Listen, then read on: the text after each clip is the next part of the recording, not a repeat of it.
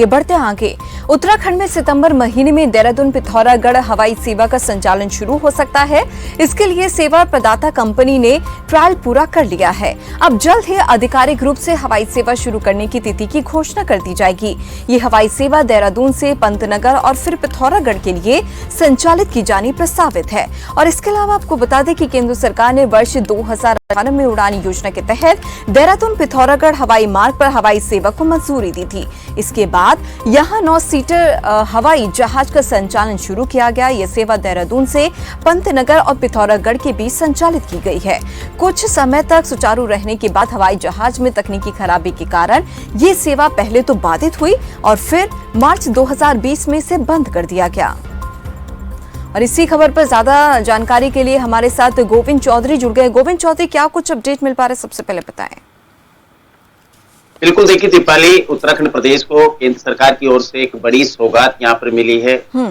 प्रदेश में जो अगले महीने यानी सितंबर महीने में देहरादून और पिथौरागढ़ जो हवाई सेवा है उसका संचालन यहाँ पर शुरू हो सकता है। इसके अलावा जिस तरह से सेवा प्रदाता कंपनी है इसका अभी ट्रायल भी यहाँ हो चुका है और केंद्र सरकार से जिस तरह से 2018 में जी उड़ान योजना के तहत यहाँ पर जो सेवा को यहाँ पर शुरू किया गया था, इस सेवा को मंजूरी मिली थी। उड़ान विभाग की ओर से जिस तरह से ट्रायल हुआ था और उसके बाद जो है जो हवाई सेवा 2018 में शुरू की गई थी, लेकिन ये 9 सीटर विमान था और 9 सीटर विमान से ये सेवाएं पूरे उत्तराखंड में जो है जारी थी। और लेकिन जिस तरह से 2020 की अगर हम बात करें तो 2020 में तकनीकी खराबी आने के बाद और कोरोना काल के बाद इस सेवाएं को जो है देहरादून पिथौरागढ़ की जो हवाई सेवाएं वो पूरी तरह से यहाँ पर रोक लगा दी गई थी और इसी के चलते यह सेवा जो है दोबारा से शुरू नहीं हो सकी।